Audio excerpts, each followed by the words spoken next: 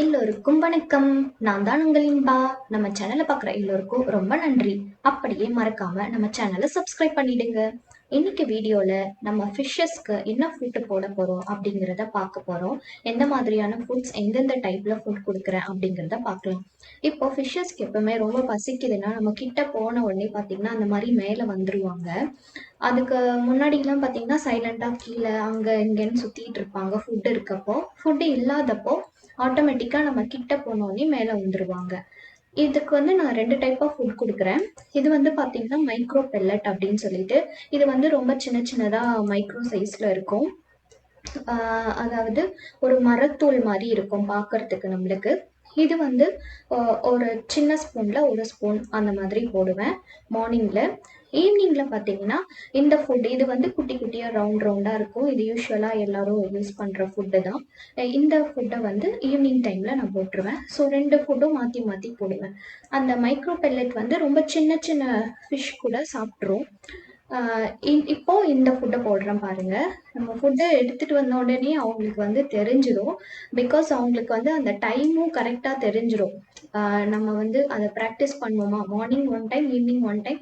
So அவங்களுக்கு வந்து அது புரிஞ்சிடும். ஓகே, இப்போ நம்ம ஃபுட் சாப்பிட்ற டைமு, நம்மளை பார்த்த உடனே அவங்க வந்து நம்மளை பார்க்க முடியும், நம்மளை உணர முடியும் ஃபிஷ்ஷஸால.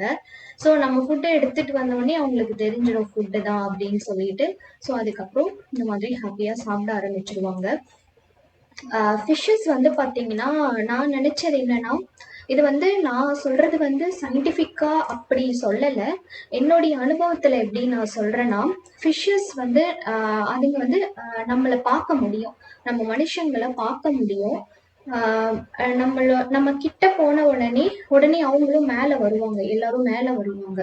நம்ம கிட்ட வந்த உடனே, இல்ல சம் சவுண்டு, இல்ல லைட்ஸ் ஆன் பண்ண உடனே டக்குன்னு அவங்களும் அவேக்கன் ஆயிட்டு மேல வந்து என்னாச்சுன்னு பார்ப்பாங்க.